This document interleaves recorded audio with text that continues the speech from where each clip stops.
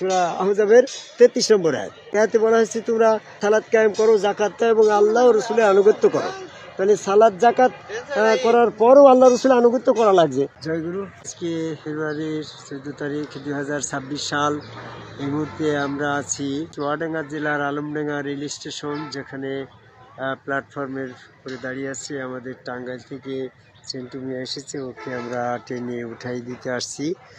এই পরিসরে আমি একটা বলতে চাচ্ছি, সূরা আরাফের 169 নম্বর আয়াতে একটা বিষয় আল্লাহ সতর্ক করে দিচ্ছে, আমাদেরকে জানিয়ে দিচ্ছে যে কিতাবীদের ওয়ারিশ হিসাবে, উত্তরাধিকারী হিসাবে যখন কোনো অযোগ্য ব্যক্তিরা আসে, অর্থাৎ অযোগ্য ব্যক্তিরা যখন কিতাবের স্থলে উত্তরাধিকারী দাবি করে, তারা তখন এই দুনিয়াবি বিষয়ের পরে তুচ্ছ মূল্য গ্রহণ করে এবং এই তুচ্ছ মূল্য দিলেই তোমাদেরকে ক্ষমা করা হবে। মসজিদে এরকম এক ব্যাগ সিমেন্ট দিলে তোমার 1000 ব্যাগে সিমেন্ট, এই মিথ্যা কথা বুঝে মানুষকে ক্ষমা করা হবে, এরকম কিছু বানোয়াট তথ্য দিয়ে এরা একটা বিভ্রান্তিময় পরিস্থিতি সৃষ্টি করে।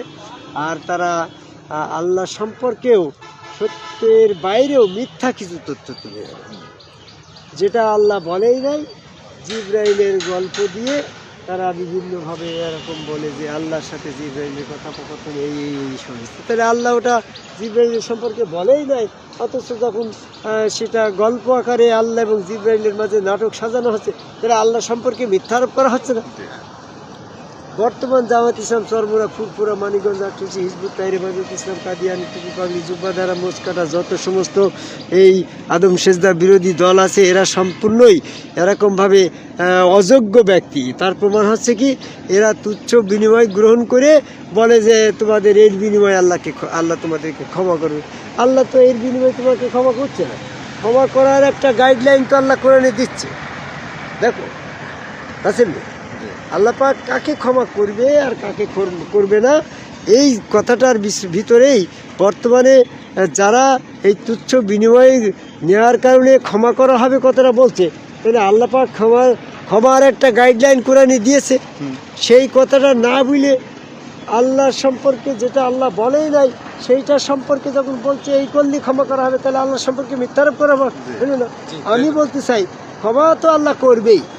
সূরা নূরের 14 নম্বর আয়াতে বলছে, দুনিয়াতে তোমরা যে সমস্ত কর্মে লিপ্ত আছো, আমি আল্লাহ যদি তোমাদের দয়া ক্ষমা না করি, তাহলে সেদিন মহাশাস্তির থেকে কেউ রেহাই পাবে না।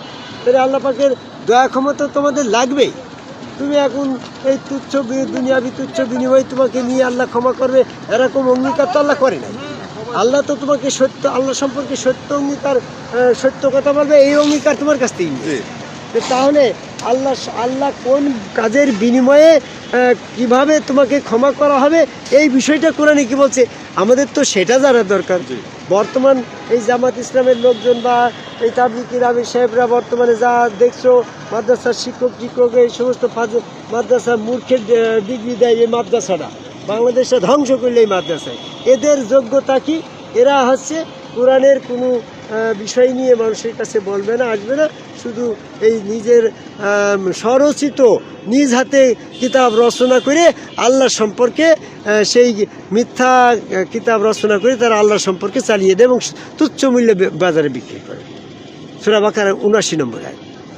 এই সমস্ত লোকগুলা আল্লাহ কোন কায়দায় মানুষকে ক্ষমা করা এ সম্পর্কে তারা কিছুই জানে না। যাই হোক, টেনে শিখালো, আমি এটা অল্প পরিসরে বলতেছি। দুনিয়াবি কিছু দুনিয়াবি সামগ্রী, তুচ্ছ সামগ্রী গ্রহণ করলে দিলে তোমাদেরকে আল্লাহ ক্ষমা করবে, এটা সম্পূর্ণ ভিত্তিহীন কথা। আল্লাহ মানুষের অপরাধ ক্ষমা করার জন্য আল্লাহ গাইডলাইন দিয়েছে। যদি যাকে ইচ্ছা তাকে আল্লাহ ক্ষমা করে, তাহলে ন্যায় বিচার থাকবে। আবার যদি দুনিয়াবি তুচ্ছ বিনিময় নিয়ে মানুষকে ক্ষমা করে, তাহলে আল্লাহ বলছে যারা দুনিয়ার কল্যাণ কামনা করে, আল্লাহ তাদের আখেরাতে কিছু নাই। তো দুনিয়ার কল্যাণ কামনা করলে তাদেরকে দুনিয়াবি বিষয় দেওয়া হবে, আখেরাতে কিছু নাই। তাই দুনিয়াবির বিষয় পেয়ে তখন এই দুনিয়ার বিষয় সম্পদ দিয়ে তুমি মসজিদ তৈরি করে দিলে, আর তোমার যদি দুনিয়াবি তুচ্ছ বিনিময় নিয়ে যদি তোমার ক্ষমা করে দেয় আল্লাহ, তাহলে তো আখেরাতে শাস্তি থেকে তো সেটাই রেহাই পেয়ে যাবে। কি রাসেল? তাহলে আল্লাহ পাকের আয়াত তো বিতর্কিত হয়ে যায়। এই জন্য আল্লাহ পাক ন্যায় বিচার ছাড়বে না, আবার সে মানে যাকে ইচ্ছা তাকে ক্ষমাও করবে না।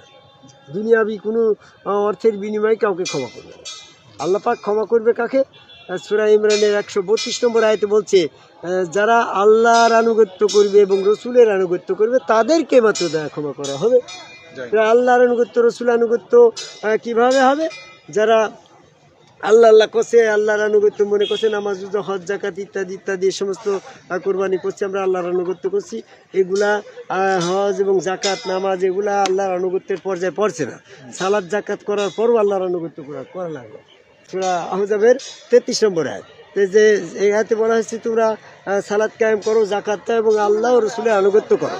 তাহলে সালাত জাকাত করার পরও আল্লাহ রসুলের আনুগত্য করা লাগছে। তাহলে আমি আল্লাহর আনুগত্য করলে আর রসুল আনুগত্য করলে ক্ষমা পাবো, সালাত জাকাত আদায় করলে আমি ক্ষমা পাবো, এই মর্মে কোরআনে কোনো আয়াত নেই। কারণ কোরআনের আয়াত তো একটা আয়াতের অর্ধেক অংশ হইলো, বাকি অংশ না হলে তো তুমি পুরো আয়াতের বিনিময়টা পাচ্ছ না। আর সালাত কায়েম করো, জাকাত দাও, আল্লাহর আনুগত্য করো, রসুল আনুগত্য করো, এই 4টে পয়েন্ট পূর্ণ হলে তুমি আল্লাহ পাকের একটা আয়াত পালনের সার্থকতা। তো সেই হিসাবে বলা যায় যে আমি সালাত কায়েম করলাম, জাকাত দিলাম, কিন্তু আল্লাহর আনুগত্য আমার হইল না। তা আল্লাহর আনুগত্য হবে কিভাবে? আল্লাহর আনুগত্য কোন কোন ফর্মুলা হবে, সেই ফর্মুলাটা যাই নিতে তোমার আল্লাহর আনুগত্য করতে হবে। এই জন্য আমাকে রসুলের আনুগত্য করার জন্য আমাকে সম্মুখ রসুলের কাছে আদম কাবা আল্লাহকে সেজদা করা লাগবে। আদম কাবাকে সেজদা করলে আমি আল্লাহ পাকের কাছে দয়া ক্ষমা পাবো। এই আল্লাহ সম্পর্কে দয়া ক্ষমার ব্যাপারে সত্য কোরআনে যেটা বলছে, এটা যেন না বলে এই অযোগ্য ব্যক্তিদেরই পথ পরিত্যাগ করে আল্লাহ সম্পর্কে সম্মুখ রসুলের আনুগত্য করা আহ্বান করে আমার কথা শেষ করে যায়।